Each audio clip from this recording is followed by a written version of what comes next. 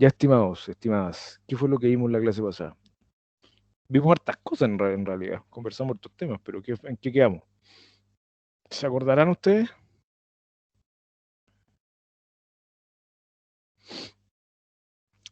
¿Qué pasaba si no se escrituraba un contrato de trabajo? ¿Cuáles eran las sanciones que establecía la legislación frente a la no escrituración de un contrato de trabajo?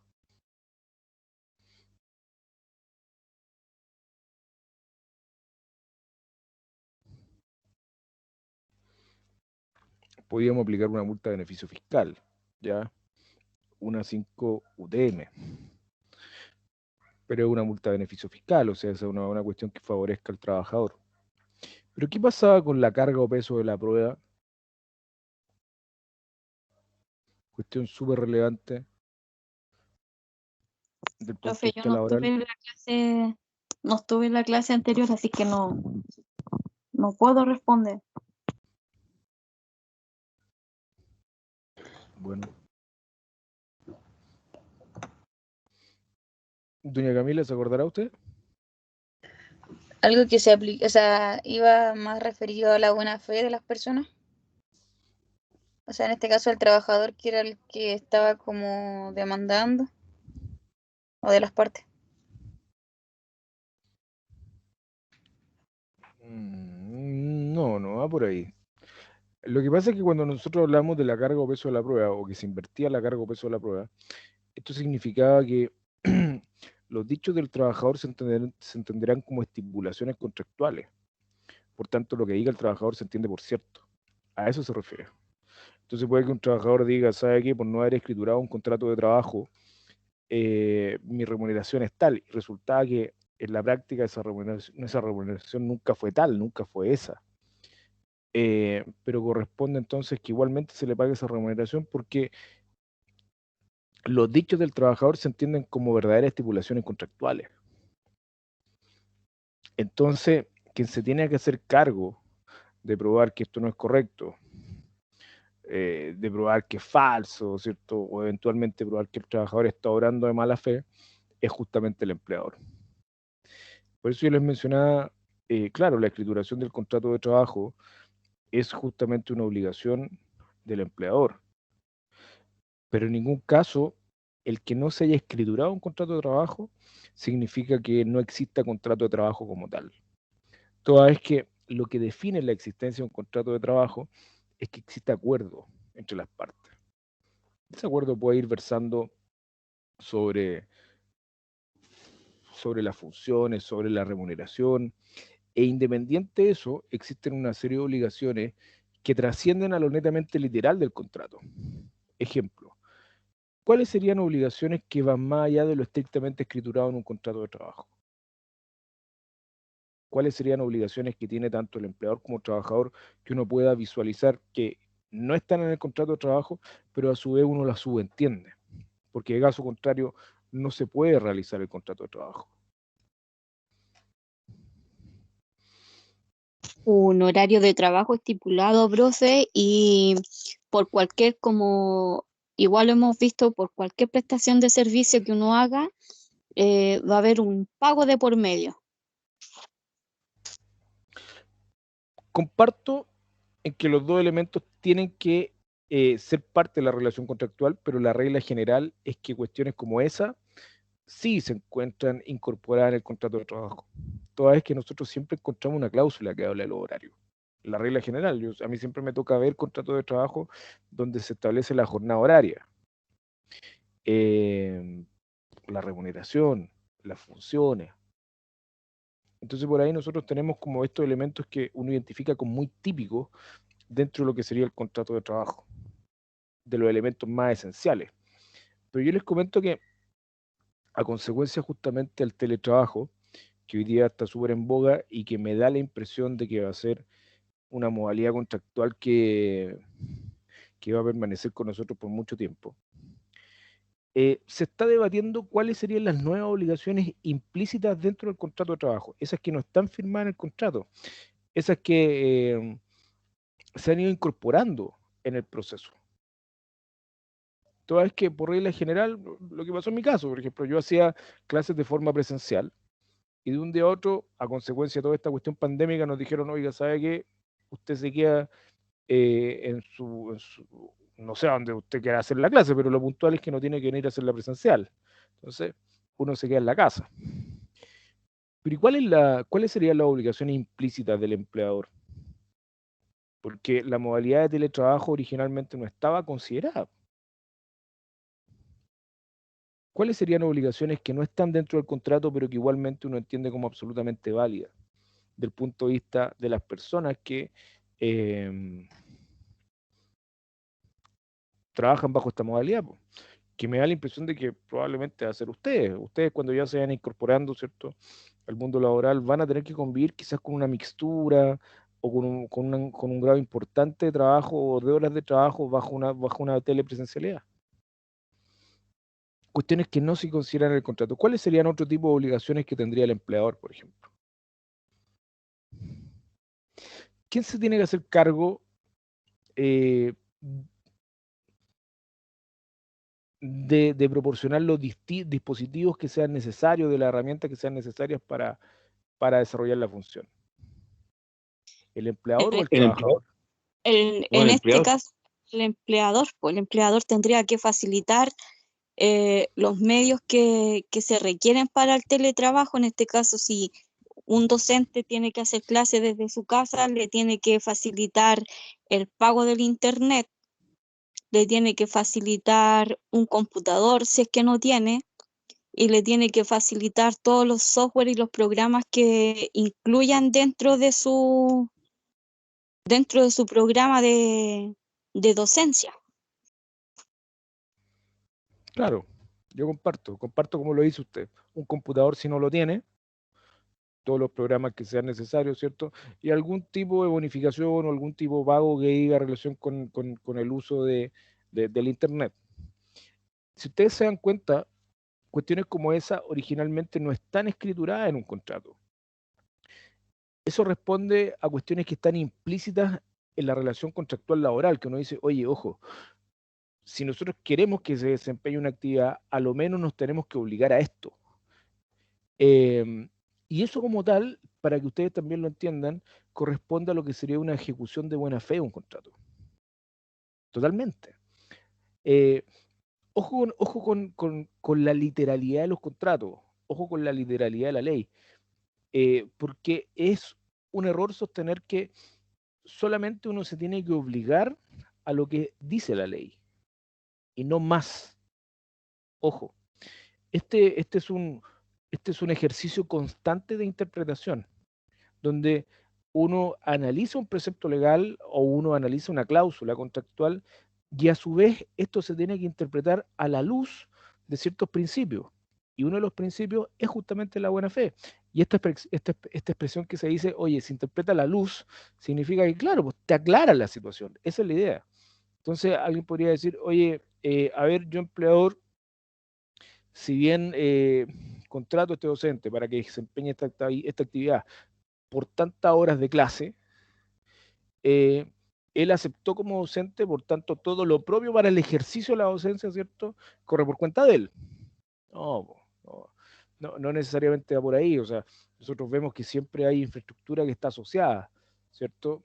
De la forma que tú puedas presentar tu material, ¿cierto? De manera que tú puedas desarrollar de mejor forma tu actividad.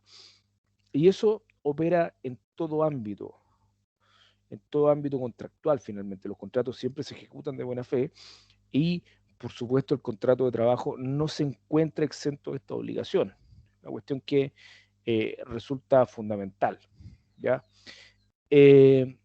Sí, tiene que existir escrituración del contrato, es un medio que da mucha certeza en cuanto a la existencia del documento, pero como tal la institución es una institución que es mucho más amplia, ¿ya?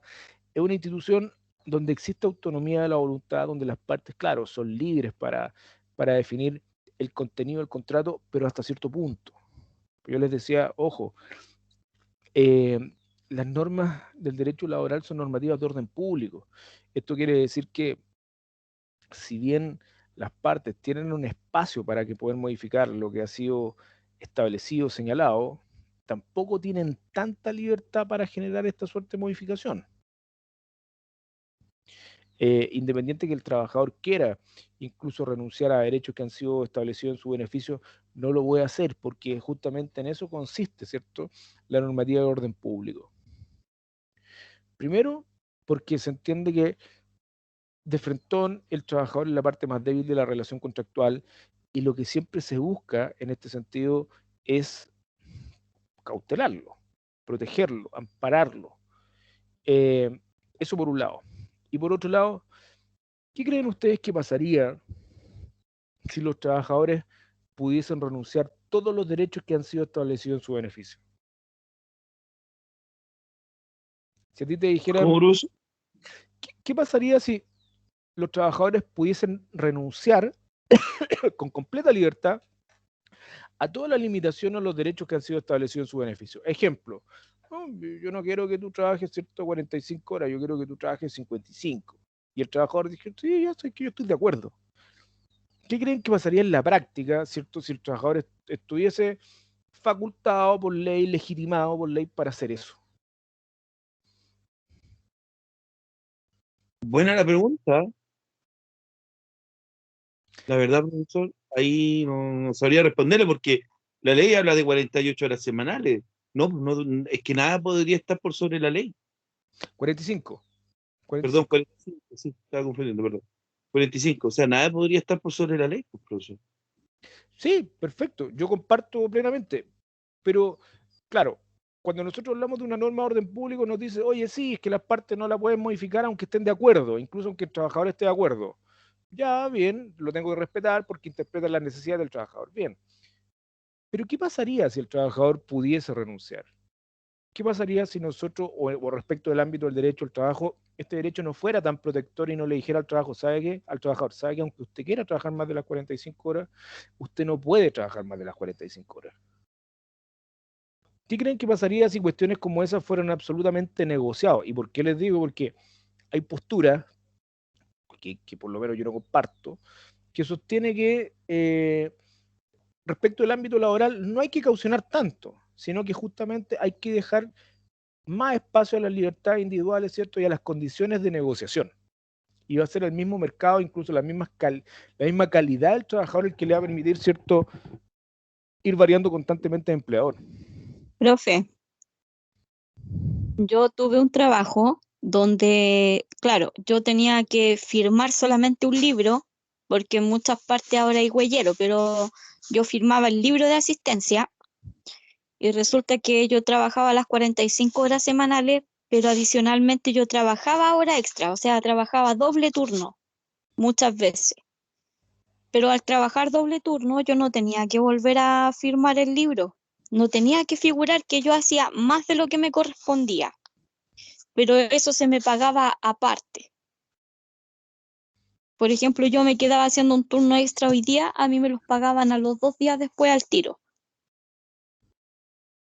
No, adicional. pero no lo hacían figurar como remuneración, no era ni No, tributable ni imponible, te lo pagaban cash, me imagino. claro, sí, Claro, claro. Es que eso es esas lo son que, las malas prácticas eso que es lo hacen que hacía. lo hacen los otros.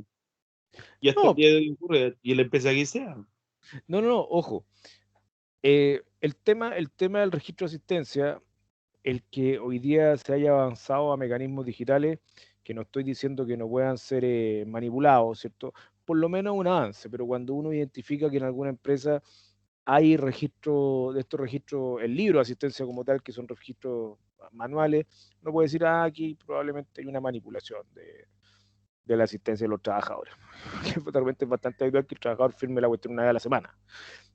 Y como veía en el caso de su compañera, no necesariamente existe un respeto de la jornada extraordinaria, ni menos regulación de eso. Ahora, ¿dónde iba mi consulta? ¿O hacia dónde va? Que también en cierta forma recogía ahí lo que plantea su compañera. Si tú das libertad para que las partes, desde un punto de vista contractual, sean completamente libres para negociar los términos del contrato, existe un temor bastante fundado de que al final del día sea el empleador quien condicione completamente el contrato.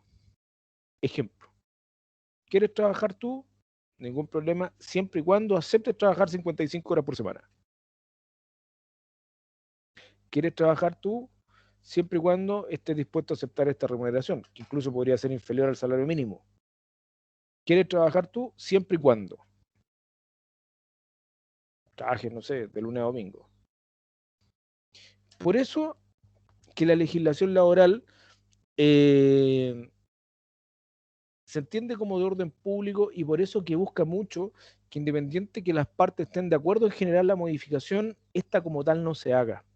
Porque la regla general es que si al trabajador se le dice, ¿sabe qué?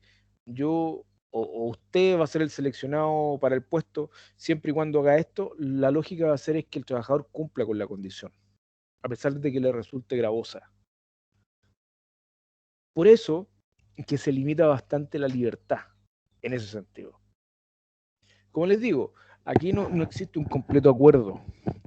Hay quienes sostienen, ¿cierto?, que se debería volver o se debería emplear, ¿cierto?, una lógica de más libertad, donde las partes sean mucho más libres en cuanto a las condiciones y al final del día va a ser la misma calidad del trabajador quien le va a permitir ir cambiando constantemente de empleadores, ¿cierto? Y al final del día buscar su condición que resulte más favorable. Yo no la comparto.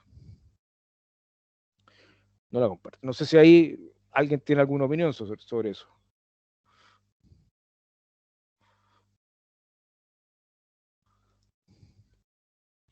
Yo estoy de acuerdo con usted, profe, porque uno, claro, uno cuando firma un contrato o le ofrecen un trabajo y le ponen una condicionante, ahí está solamente en la persona, en la decisión individual de cada persona que tome respecto a eso. O sea, si yo valoro mi tiempo también es valioso, al igual que el tiempo de todos. Entonces, igual me ofrecen una remuneración, pero ¿qué es lo que yo dejo de lado por ese tiempo extra que me están diciendo como condicionante? O sea, ahí Es que está, hay un tema ahí, que hay una línea ahí súper delgada entre ambas cosas. hay un tema ahí, y hay un tema y esas malas prácticas nunca se van a terminar porque la necesidad tiene carerejo. A nivel de que tú te están ofreciendo más lucas y veis la posibilidad que recibir más lucas, lo vaya a hacer igual. De hecho, las horas extras están contempladas 2 horas diarias, pero siempre hacen un doble turno, y yo conozco casos, doble turno, y no se respeta la jornada de descanso. El turno tiene que haber a lo menos como mínimo 10 horas de descanso, cosa que no ocurre. O sea, hoy en día la ley laboral en todos lados la vulnera. Si el problema está que cuando ese trabajador hace la denuncia ante la inspección del trabajo, ahí es donde el empleador nada que decir. Entonces, se juega a favor del trabajador, pero cuando el empleador comete un error, es por eso que muchas empresas que en los casos vulneran la jornada de descanso entre turno y turno, es por eso que muchos no hacen firmar el libro de asistencia o tienen como otro segundo libro, ¿cierto? Que lo esconden, pero hay trabajadores que de repente la hacen, o sea, le sacan fotos al segundo libro, porque siempre hay que tener un respaldo. El punto justamente, o sea, yo comparto plenamente lo que ustedes señalan, o sea, a mí no me cabe duda que en este país hoy día, y no solo en este país, sino que en distintos otros lados también, uno lo puede ver en Estados Unidos con el fenómeno de la gente que tiene 2 trabajos, etcétera, hay personas que trabajan 15 horas por día, esa cuestión no es extraña. Y en Asia hoy día se trabajan 70 horas, 75 horas, 15 horas por día. Por eso que es tan importante que no se cambie la lógica del derecho al trabajo, que la legislación laboral marque un piso, un desde. O sea, señor, sí, usted quiere generar una suerte de modificación, ningún problema. Tiene que respetar esto que está acá. Tiene que respetar esto acá, y si usted a lo mejor quiere crear usted una condición que sea más beneficiosa para el trabajador, perfecto, ningún problema. En esa lógica nosotros permitimos que exista una modificación, pero no que perjudique o que le resulte más gravoso al trabajador. como usted señaló correctamente, nosotros tenemos, ¿cierto?, una jornada de trabajo de 45 horas. Esa la distribuimos en 5 o 6 días y ahí nosotros tenemos un ámbito de libertad. Son mínimo 5, máximo 6. También, como señaló, ¿cierto?, si nosotros vamos a trabajar hora extraordinaria, acá hay un proceso que es específico. Hay que firmar no un anexo, sino que un documento específico, y el documento se denomina Pacto de Hora Extraordinaria. Y el valor de esa hora extraordinaria se incrementa en un 50% respecto al valor de la hora normal. Pero se entiende que la hora extraordinaria también es una suerte de ejercicio transitorio. Uno no podría establecer permanentemente la hora extraordinaria. Eso no corresponde, porque si nosotros hablamos de que una jornada de trabajo de 45 horas es capaz, ¿cierto?, de respetar los descansos de una persona, es capaz de respetar, no sé, las inquietudes que voy a tener en cuanto a una formación personal, profesional, a vincularse con su familia, eh, no tiene sentido que nosotros lo estemos vulnerando a través de una infracción de ley, po. Por tanto, eso también tiene un carácter de bastante excepcional. Ese es el sentido, o esa es una interpretación acertada, ¿cierto?, lo que sería un contrato de trabajo. Yo les dije, ojo con esto, que el jus variandi, que esta facultad que tiene el empleador de modificar unilateralmente una condición del contrato, puede llevar a que el trabajador cambie, por ejemplo, el lugar de la función, donde se realiza la función. Ya, eso es legítimo. Puede cambiar la función como tal, siempre y cuando exista simetría, proporcionalidad, ¿cierto? Y siempre y cuando no exista un menoscabo. También es legítimo. Le podría decir incluso un trabajador, ¿sabe qué? Yo necesito que, atendiendo que, por ejemplo, tuvimos una contingencia, una emergencia con una maquinaria, no sé, necesito que usted se quede hoy día. Pero por sobre un día, eso ya tiene que estar autorizado por la Inspección del Trabajo. No corresponde, ¿cierto? Que lo que plantea su compañera, que en definitiva le decían, ya, este va a ser el libro, usted va a firmar por el horario de las 45 horas, pero lo vamos a hacer trabajar aparte, y aparte de eso, ¿cierto? Le vamos a pagar la remuneración por mano. Imagínense que respecto a ese pago, eso no se impuso y no se tributó. Por tanto, uno identifica una vulneración del punto de vista de la seguridad social y del punto de vista de la tributación. ¿Correcto o no? No, incorrecto. Incorrecto completamente. ¿Puede el trabajador negarse? En la teoría, claro. En la teoría, claro. O sea, lo que dice la legislación es que prácticamente el trabajador se debería de negar, ¿cierto? Pero en lo concreto nosotros sabemos, ¿cierto?, que si el trabajador no presenta una cierta buena disposición, ¿cuál es la consecuencia que le conlleva esto al trabajador? ¿Qué pasa si ahí, como le pasó a la compañera, se hubiese negado o no hubiese estado dispuesta? ¿Qué creen ustedes que le hubiesen pasado y que le hubiese pasado a esa compañera? Pero, profesor, hay otro tema también que es súper importante, el que la compañera se quedara y no firmara y no le pagaran las imposiciones. También está los accidentes, pues, profe, Y los porque impuestos, disculpe, que no es menor. sí, también aparte del impuesto, pero afuera de eso, los accidentes de trabajo o de trayecto. Correcto. Entonces, si esa compañera se hubiera quedado trabajando y ya, y no hubieran estado entre los descuentos, y Disculpe, tiene un disculpe, accidente, Emiliano, y no solamente de trayecto, porque a lo mejor el accidente le podría haber ocurrido a consecuencia de. justamente, o Está en el laboralmente. mismo, claro. O la enfermedad Entonces, profesional también podría ser. justamente las enfermedades profesionales. No, son varios factores que están implicados. Y aún así, existen empleadores que lo hacen igual por las malas prácticas.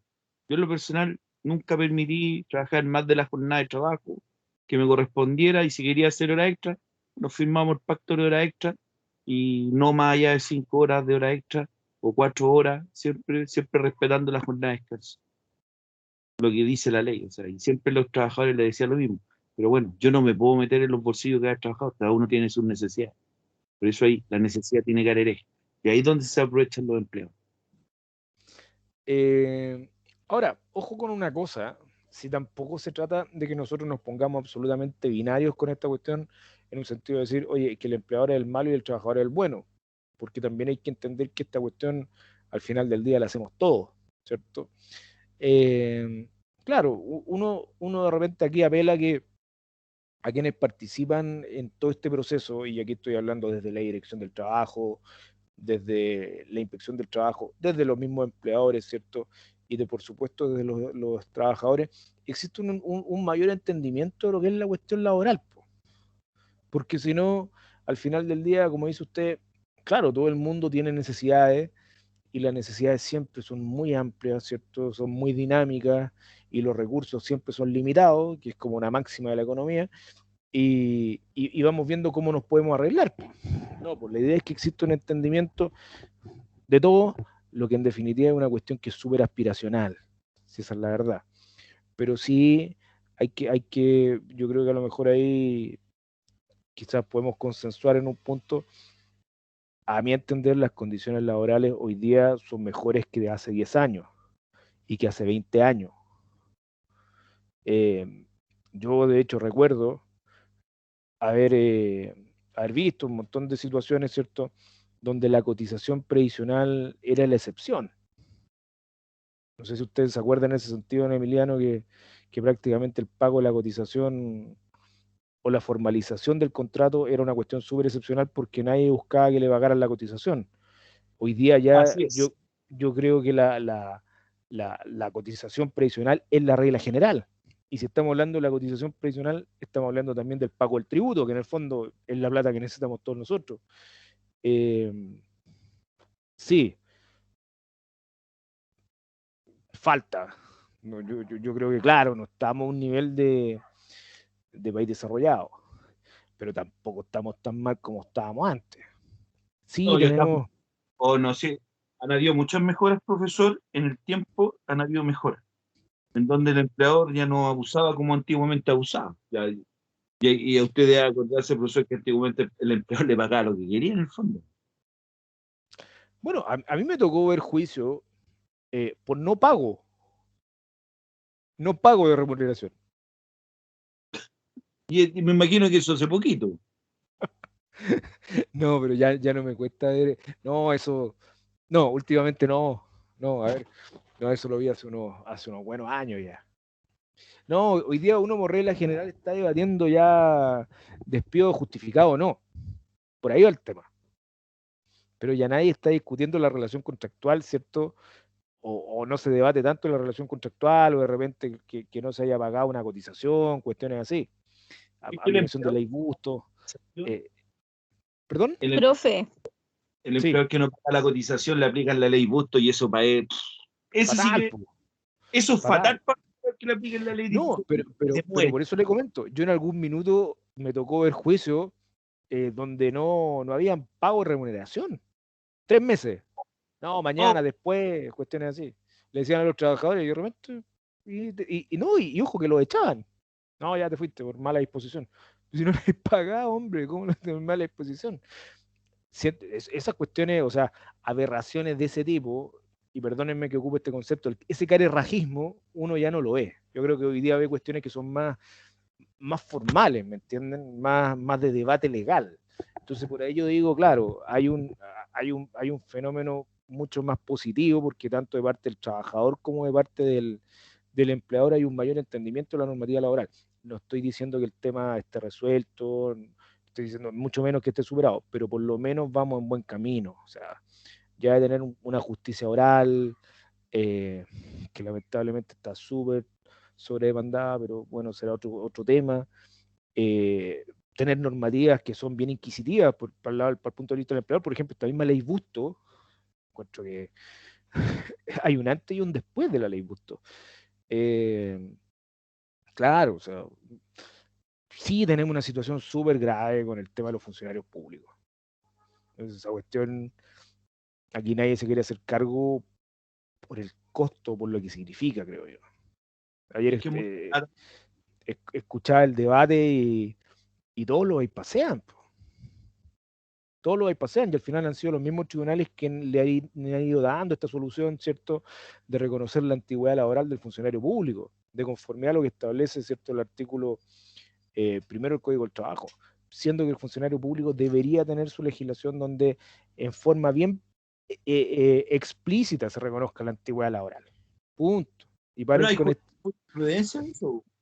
Que al No, hay funcionario mucha, ya- pero no hay legalidad que evite que las personas tengan que estar constantemente demandando, porque el proceso de la demanda es reactivo, o sea, los trabajadores, claro, pasan 5 años, los desvinculan, trabajador a honorario, y ahí empiezan a estudiar la jurisprudencia y etcétera.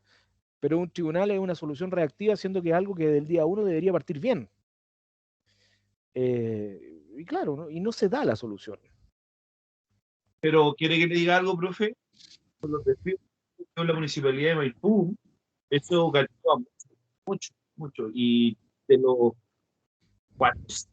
400 casos que actualmente hubieron en el segundo juzgado y en el primer juzgado, todos fueron ganables, salvo uno que otro. Tuvieron otros problemas, pero en su gran mayoría fueron todos ganables. Y lo hablo con conocimiento de causa, porque mi mamá trabajó 28 años en la municipalidad de Maipú y, Imagínense. y la desvincularon cuando llegó Cali Barriga, ¿Y trabajaba honorario? sí, a honorario. Imagínense. Y le reconocieron los 28 años. O sea, es lo mejor de todo que le reconocieron los 28 años. Pero mi punto, Emiliano, sí está bien. Si yo siempre he encontrado que eh, los tribunales de justicia finalmente, como en su condición de poder del Estado, están para manifestarse a través de las decisiones de los fallos, ¿cierto? Y finalmente amparar el imperio del derecho. Pero eso es reactivo. Eso ocurre cuando sí existe, ¿cierto?, una vulneración de derechos. El punto está en que hasta acá nosotros no hemos sido capaces de afrontar la situación y decir, oye, ojo, el funcionario público tiene que operar bajo la lógica, ¿cierto?, de la legislación laboral. Y si la legislación laboral es cautelar, reconócele la antigüedad laboral. No esperes que un tribunal lo haga, porque para que una persona, ¿cierto?, obtenga una sentencia favorable, esa persona necesariamente tiene que judicializar la situación. Porque, ¿qué hubiese pasado si su mamá no lo hubiese judicializado? Nada, pues se va. Nada, Nada. po. Sale con una mano por delante y una por detrás. Y eso no es un estándar aceptable. Esa es la verdad. Ese Justamente. no es un estándar aceptable.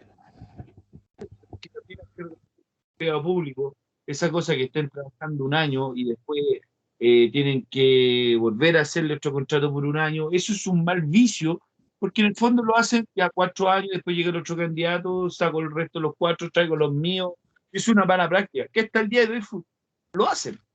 Y ojo que respecto a estas personas que son destituidas, ¿cierto? O desvinculadas cuando aparece otra persona, otro sector político, muchas veces, aparte de ser completamente contrario a derecho, es completamente improcedente desde el punto de vista de la calificación, porque hay funcionarios que son muy buenos funcionarios. Hay tipos que hacen muy bien su pega, con mucho conocimiento, con mucha vocación, y que dependen de una cuestión netamente política, escapa también a lo que es una lógica de una equidad, de una justicia, una isonomía, ¿cierto? Que es lo que busca el derecho. No, así que yo ahí eh, digo, claro, no, las condiciones actuales son mucho mejores que las que teníamos, sí, eh, pero no nos deja de quedar mucho por recorrer. Ojo, o sea, esta cuestión no sé, a mi entender no hay, no es muy acertado ahí el tema. A ver, doña Catherine o doña Camila, ¿alguna de ustedes dos quería participar? Sí, profe, que lo que pasa, yo trabajé con abogados hace como 2 años atrás en la Defensoría Penal Pública y ahí llegaban muchas causas de no pago de imposiciones de Ya, diferentes empresas. Y lo que generalmente se dictaba como sentencia era pagar una multa, pero no retribuir ni pagar las cotizaciones en sí, solamente una multa. pero usted trabajaba en la Defensoría Laboral. No, en la En- Defensoría Penal Pública y en la llegaban Defensoría causas Penal así. Pública. Ya. Sí, ¿Y ese era el criterio de los tribunales, de los juzgados de garantía? claro, o sea, se demandaba y todo, más que nada la sentencia era por estafa. Ya. Perfecto, porque ellos, por apropiación indebida, entonces. Claro, era por Tiene- estafa, entonces como era por estafa tenían que pagar una multa. y del punto de vista, claro, pero usted no conoce cómo liga del punto de vista laboral, porque es lo que habrán demandado del punto de vista laboral. Que ahí probablemente decía el pago Demandaban el no pago demandaban el no pago de las imposiciones de AFP. Ya, Pero no eras por un solo trabajador, eran como por ejemplo 2, 3 trabajadores que no le pagaban imposiciones y que la deuda ascendía, póngase, a 2 millones por no pago de imposiciones. ya. Y Sí, esa demanda pasaba a estafa. ya, defrentó en la caratulán como estafa, no como apropiación indebida. No, como estafa. Mire. Pero, a ver, lo que pasa es que hay una cuestión que también existe una ambigüedad legal, porque el declarar la cotización y no pagarla es una herramienta que actualmente se considera dentro de la ley. Es una cuestión que se contempló originalmente en la década del 80 cuando justamente Chile estaba viendo una situación económica que era medio complicada, entonces se decía, bueno, esto lo vamos a considerar como una herramienta y ahí se le daba un plazo al empleador para que pudiera pagar la cotización. Entonces, si hoy día se fuera más riguroso con eso, y entendiendo que todo el mundo tiene absolutamente internalizado el tema del pago de la cotización previsional, eh, te diría hay un montón de cuestiones ahí, mucho más rápido, mucho más simple. Ahora, y si de parte, si se formaliza por estafa y constantemente, no sé, pues se van cumpliendo con los presupuestos de la salida alternativa, como es la suspensión condicional del procedimiento, claro, el empleador tampoco va a estar muy llamado a cumplir, pues. Porque de repente aquí lo que uno necesita es, no sé si una sanción ejemplificadora, pero una sanción que sea un poco más dura, po, una sanción que sea más consistente, que sea más, Profesor, sí, pero qué extraño que los tribunales de justicia dictamen eso, porque usted sabe que las imposiciones son embargables, o sí se pagan, o si no se embargan para pagarse. pero es que si no hay donde hacer efectivo el embargo, ¿Qué no se pasa? puede hacer efectivo el cobro. Sí, pero se pueden embargar bienes o la devolución de impuestos, que las imposiciones se tienen que pagar, sí o sí. Sí, pero está bien, pero hay empresas que, a ver, tú puedes identificar, ¿cierto? Una sociedad y abajo de eso tú puedes identificar 3 filiales y, y hay empresas que no tienen ningún tipo de activo y es una regla general de cómo se funciona. Sí, pero si yo no tengo activo, yo tengo que irme detrás del representante legal. Pero las Pero y el, imposiciones, pero y el representante legal puede ser un Pedrito Juanito. pero se tienen que agotar todas las instancias y el que hace el cobro es la FP. Sí, Porque mira, una si yo no, cosa en yo, declarar, en yo no declarar digo, y en pagar. yo no digo sí, que no exista norma. Lo que yo digo es que yo siento que hoy día la cuestión ya tiene que ir por un ámbito más penal, en general. Mire, Porque yo conozco casos de empresas que de un día a otro, oye, han dicho ahí que estamos en insolvencia, así que no le pagamos a nadie. Y resulta que los capitales íntegros se trasladan a otra empresa y se aplica lo que es la teoría de la unidad económica, que yo puedo aplicar, puedo hacer un seguimiento de los capitales y todo. Pero aún así no se puede cobrar. ¿Por qué? Porque se va haciendo no un uso de derecho, sino que un abuso de derecho en cuanto a la constitución de sociedades, representantes legales y lo que tú quieras. Entonces, mire, no. es un caso muy cercano de Express, cuando Express, Alsacia, Inversiones Alsacia, que eran los buses celestes, dejaron cerca de 200 trabajadores con imposiciones declaradas y no pagadas. Cuento corto, estos gallos, los buses se los vendieron a Express, hicieron una venta ficticia, que muchos lo hacen. Igual así, el primer juzgado laboral, igual le embargaron cinco, no, fueron como 10 máquinas, 10 buses, los remataron y tuvieron que pagar imposición.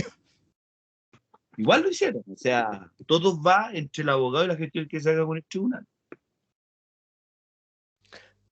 Sí, sí, yo creo que, pero yo insisto, si yo no estoy en desacuerdo con lo que dices tú, si el tema está, eso se llama o la acción revocatoria booleana, ¿cierto?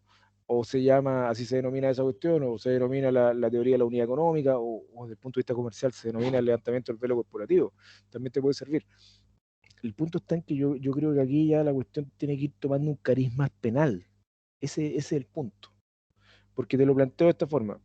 Imagínate que tú sales de tu casa y un tipo te pega unos golpes y te roba el teléfono. El que te roba, en esos términos, el teléfono podría arriesgar una vena, ¿cierto?, de 5 años. ¿Y cuánto vale un teléfono en promedio? No sé, 200.000 pesos un teléfono usado, bien vendido. Eh, pero el tipo que de repente se manda una defraudación por cotizaciones previsionales por montos que son mucho más grandes, ¿cierto? La cuestión termina en una salida alternativa, que es una suspensión condicional del procedimiento, o sea, o un acuerdo reparatorio, vamos viendo cómo paga, si usted puede pagar y en qué número de cuotas, y se acaba la cuestión. Entonces, cuando ya la sanción civil no es muy fuerte, y ahí yo estoy hablando del punto de vista de lo que se pueda revocar en un contrato, ¿cierto? Tú ya necesitas un remedio que es distinto. Hay algunos que sostienen, ¿cierto?, que hay que despenalizar el ámbito jurídico. Yo creo que no. Yo creo que no. Porque claro, finalmente todos nosotros somos operadores del sistema, po, y uno siempre sabe hasta dónde llegar, cuáles son las consecuencias de. Entonces, cuando tú ya llegas a advertir una cuestión, oye, ten ojo, ten cuidado, que esto te puede acarrear esta consecuencia. Complicado.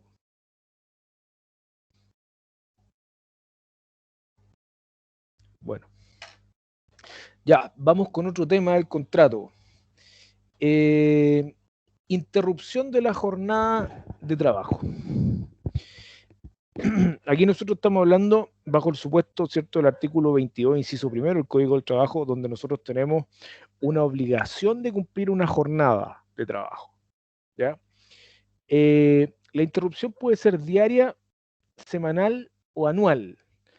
Y la verdad que uno la conoce poco con el nombre interrupción, pero ese es el nombre técnico, jurídico correcto, ¿ya? Cuando nosotros hablamos de la interrupción diaria, este espacio de tiempo que se puede destinar al descanso o a la colación. Lo importante de ese espacio de tiempo, que como mínimo es de media hora y como máximo es de 2 horas, es que no es considerada jornada de trabajo. Por tanto, no se puede contabilizar como hora de trabajo. No corresponde. Y si no es jornada de trabajo, ¿persisten las obligaciones laborales en esa jornada? ¿Qué creen ustedes? O dicho de otra forma, más simple, en mi colación o en mi almuerzo, ¿existe la obligación de que yo responda el correo que me acaban de mandar, el WhatsApp que me acaban de mandar? La colación no.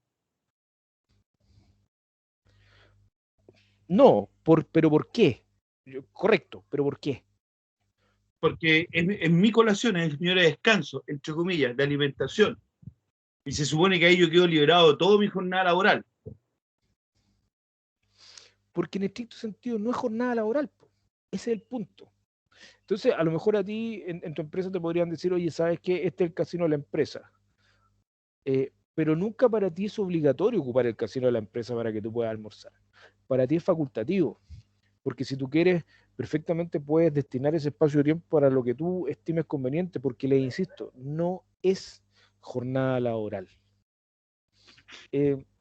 Incluso, más o menos hará unos 2 años, se dictó una norma que era súper concreto, que será súper concreto, limitando la facultad que tenían los empleadores para remitirles correos, cierto, llamadas a los trabajadores los fines de semana. Decía, oiga, ya hoy día lo vamos a decir de forma explícita, usted no puede andar llamando, ¿cierto? No puede hacer esto, etc. Pero la verdad es que si uno empieza a entender lo que es el contrato como tal, el contrato de trabajo y las interrupciones de la jornada de trabajo, una ley como esa no es necesaria, incluso es redundante porque una vez que termina la jornada de trabajo, se aplica exactamente la misma lógica, ya sea que termina de forma diaria o que termina de forma semanal.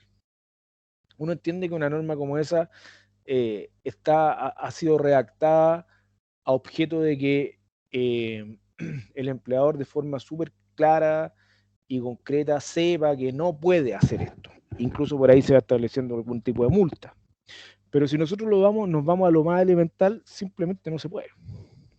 Así de simple. En cuanto a la jornada semanal, las 45 horas mínimamente se distribuyen en 5 días y como máximo en 6.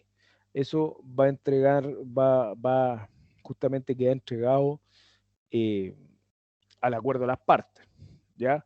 Lo que sí se tiene que respetar es que mínimamente existan 2 domingos libres por mes. Eso sí tiene que ser respetado desde el punto de vista de la distribución de la jornada semanal, ¿ya? Y ahí como que tampoco hay mucho conflicto, ¿no? Por lo menos es bastante estandarizado ese proceso. Interrupción anual o vacaciones. Las vacaciones mínimamente corresponden a 15 días por año. Hábiles. Justamente. Ahora, ahí les quiero hacer yo una consulta. Se me adelantó un poco. ¿Es hábil de lunes a viernes o de lunes a sábado? Porque para efectos jurídicos, contabilización de plazos, etcétera, el sábado es un día hábil.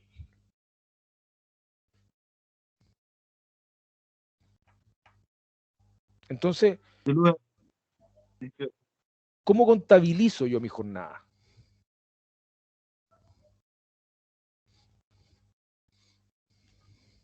De lunes a sábado, profe, porque en el contrato siempre queda estipulado que uno tiene un día libre a la semana y puede ser cualquier día, y lo que sí que tiene que ser sí o sí 2 domingos al mes libre. Ese era el caso de que Es su de jornada de lunes. trabajo, disculpe, ese es el caso, doña Catherine, en que su jornada de trabajo se distribuye en 6 días por semana, ojo, porque se puede distribuir en 5. Ojo con eso.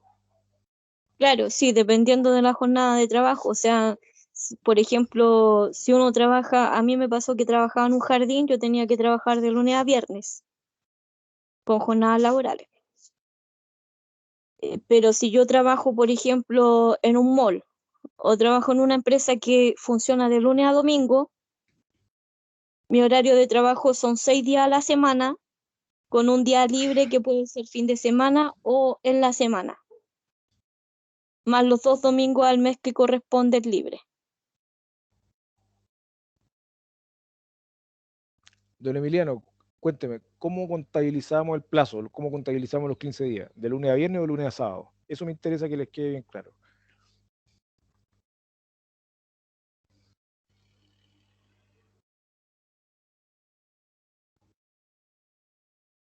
¿Cómo Perdón, computamos el plazo? de lunes a viernes. Bueno, en mi caso es de lunes a viernes. Porque No, es de lunes a viernes. Ojo. por eso, es por un tema jurídico. Y el jurídico es...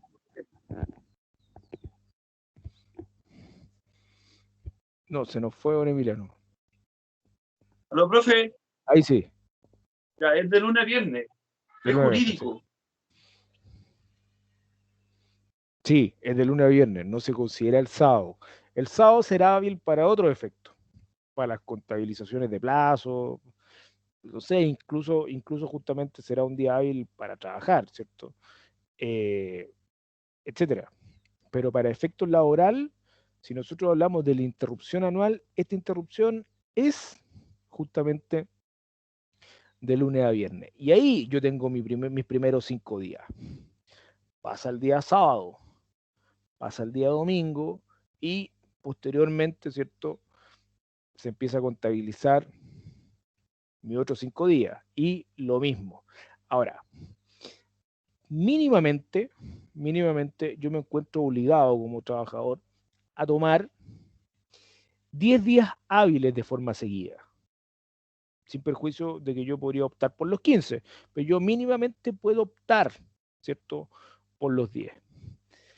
Y ojo con este tema, de preferencia en periodo estival, de preferencia, pero no es la única alternativa. O sea, si usted quiere, ¿cierto?, y quizá a usted le gustaría tener sus vacaciones en un periodo distinto del año, perfectamente lo puede hacer. No hay inconveniente ahí. Ahora, le formulo una pregunta. Imagínense que ustedes, ¿cierto?, están en la mitad de sus vacaciones y a consecuencia de la actividad que ustedes realizan en su trabajo, no sé, hay un cierto deterioro de alguna parte de su cuerpo, algún miembro, una tendinitis, y usted se tiene que tratar y el médico emite una licencia. ¿Sigue contabilizando su plazo de vacaciones o no sigue contabilizando su plazo de vacaciones? Sigue contabilizando las vacaciones, profesor. Se suspende. Perdón, no le entendí. ¿Se siguen o no se siguen? No, se suspenden las vacaciones del momento que uno toma licencia médica. Una vez que retira su licencia médica, se reanuda de nuevo las vacaciones. Perfecto. Porque efectivamente ahí hay que ser bien preciso con el tema. Porque tú puedes que a lo mejor, no sé, pues estés súper estresado o vaya a saber usted, y también la regla general es una cuestión que es como relativamente habitual, que uno siempre aprovecha, ¿cierto?, los espacios de vacaciones para ir al médico o cuestiones así. Anda con más tiempo, o no, no sé usted a lo mejor, pero por lo menos me ha pasado así. Entonces, se podría dar la situación en que el médico te dice, oye, ¿sabes qué? Aquí hay que, no sé, hay que practicar un examen y eventualmente hay que hacer un tratamiento, una cuestión por el estilo. Entonces, lo que procede es justamente que hay un reposo, anda a saber tú, algún tipo de procedimiento. Por tanto, el periodo de vacación, como uno lo podría considerar, ¿cierto?, como una interrupción a la jornada de trabajo, no sigue siendo un descanso en la medida que la persona se somete a un tratamiento médico. Todo lo contrario, ¿cierto? Por tanto, uno no podría argumentar que ese plazo sigue corriendo. No sigue corriendo el plazo. La cuestión se estabiliza, se mantiene ahí. Ahora, ¿qué pasa si ustedes tuvieran, por ejemplo, un accidente, no sé, haciendo algún tipo de deporte? Uno lo podría interpretar, ¿cierto?, como una licencia médica, una actividad que a lo mejor te genera algún tipo de riesgo, no sé. Como por ejemplo, profesor. No, jugando a la pelota, me ha tocado verlo, jugando a la pelota, a una persona le fracturan una pierna. Y kinesiólogo, ¿cierto? Yeso. Pero el tipo estaba justo jugando a la pelota entre sus vacaciones. No estaba. No es que él fuera de la jornada de trabajo haya estado jugando, ni siquiera fuera de la jornada, sino que en la mitad de sus vacaciones. Lo mismo, se suspenden las vacaciones.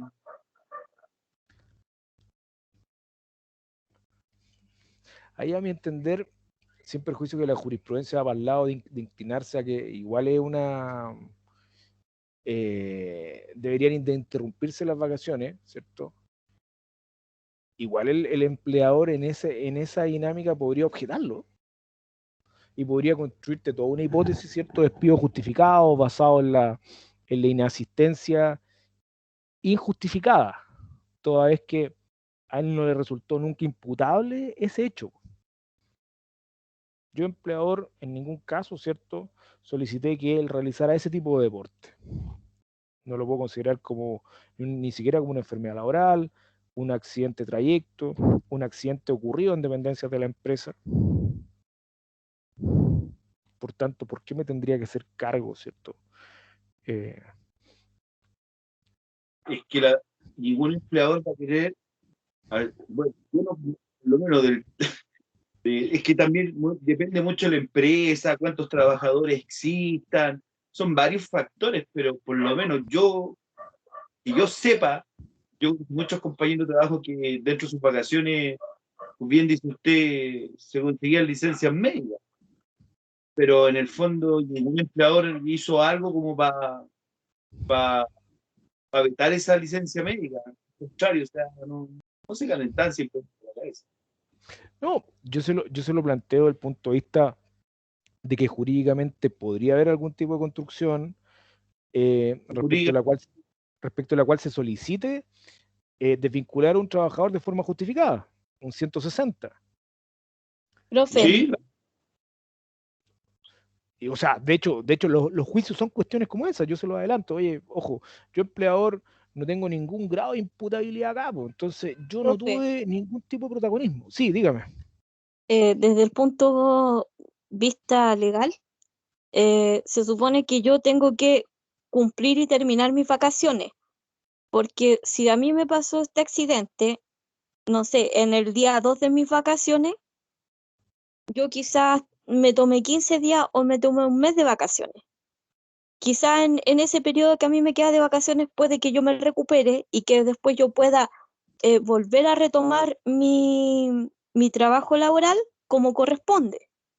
Sin embargo, si a mí al término de mi periodo de vacaciones yo no estoy en óptimas condiciones para poder desarrollar la labor de trabajo, ahí ya yo tengo que presentar una licencia porque tengo incapacidad física para poder cumplir al 100% mi trabajo.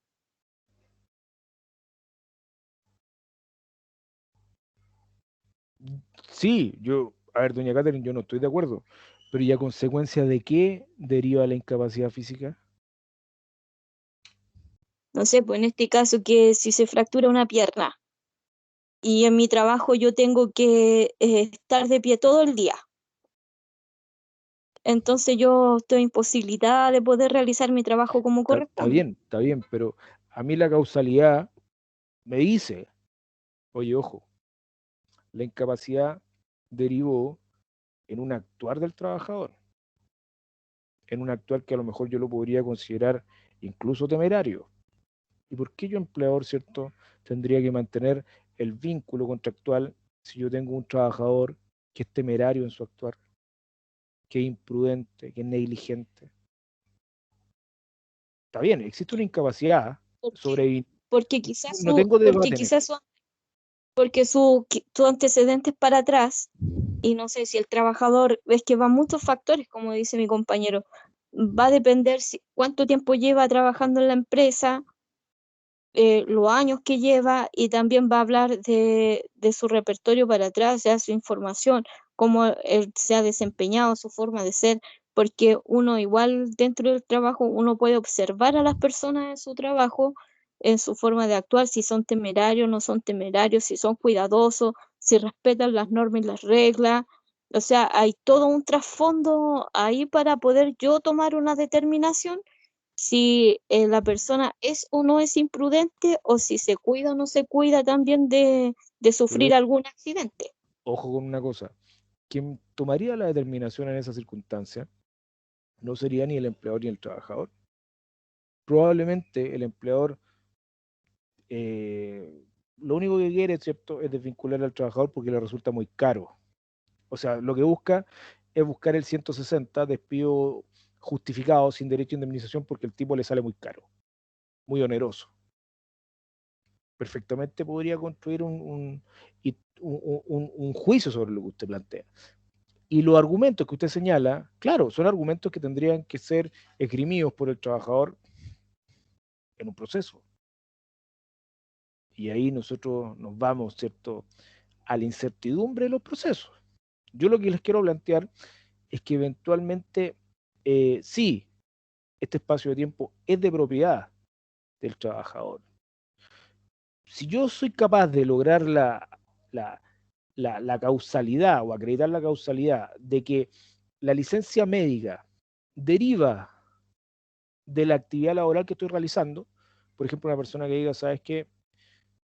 Mira, estando en mis vacaciones no me sentí bien, me sentí un poco agobiado, fui al psiquiatra y me dijo, oye viejo, tú necesitas un tratamiento, tú estás con una depresión, no sé, una cuestión así. claramente yo puedo identificar, ¿cierto?, que existe un nexo entre la actividad laboral que realizo, ¿cierto?, y esta condición o enfermedad psiquiátrica. Pero si tú tienes una situación que es puntual, es específica, como el caso de este trabajador que se encontraba jugando la pelota, no sé, a mí no me queda tan clara la causalidad, ¿cierto?, la relación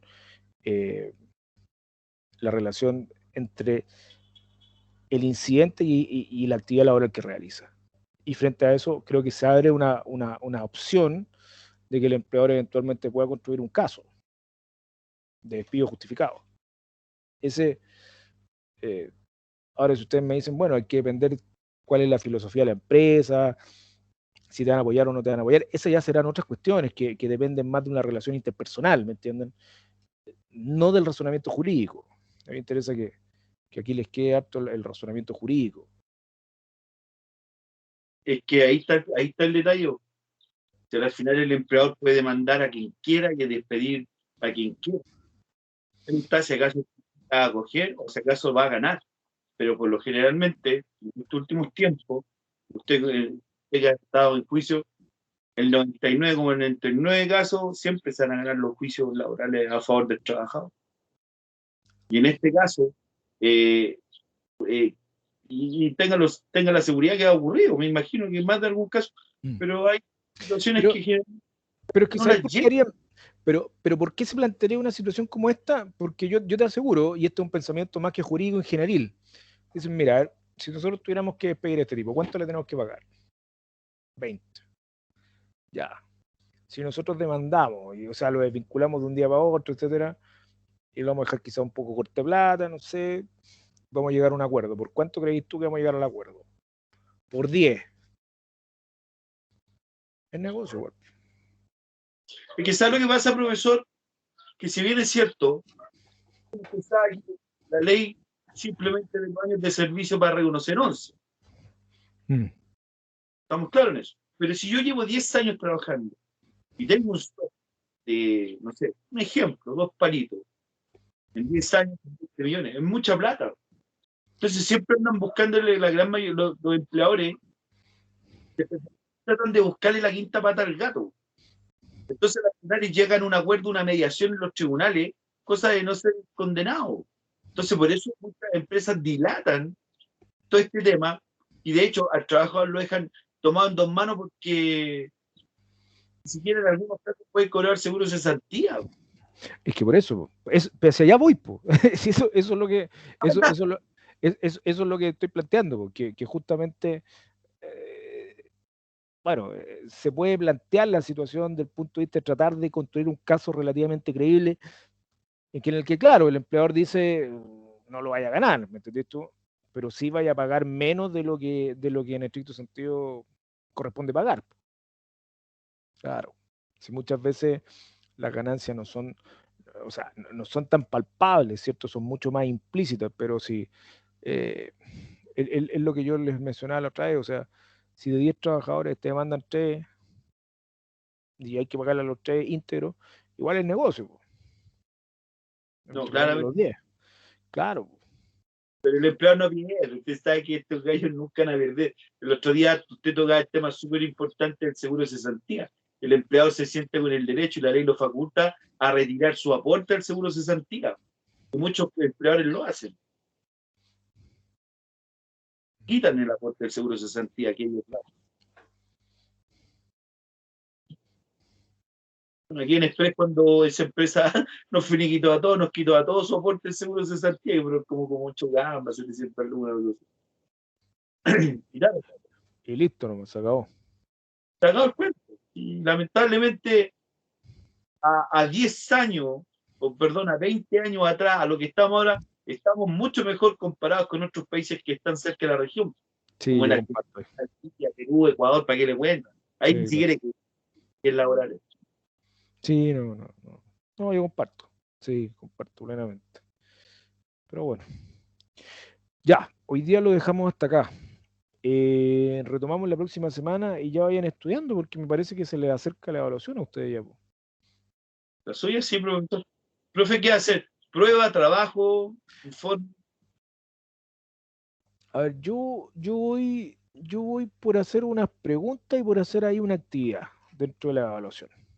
Por ahí, una mixtura. ¿Ya? Por ahí va.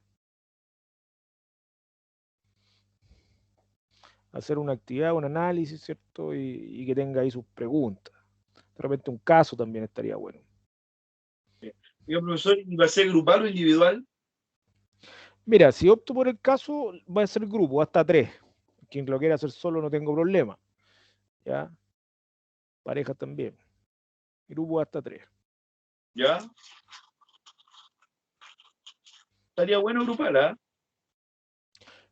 Encuentro que es bueno, porque a esta altura del partido, ustedes ya en estos cursos ya trabajan bien, pues, entonces uno no tiene que andarse preocupando de... Ahora, cada quien ve si quiere tener en su equipo a alguien que no aporte nada, pues, ya ustedes están a puerta de ser profesionales, así que... ¿Esa sería la primera evaluación, profe? Sí. Sí. Ya, ok. Pero ahí usted nos va a decir, profesor. Sí, no se preocupen. Ya, profesor. Ya, chicos. Que esté bien, Ya, profesor. acá, entonces, que tengan un buen fin de semana. Para usted, muchas gracias, Chao, profesor. profe, Siempre un que esté bien. Ok, hasta luego. Chao, profe. Chao. gusto, profesor.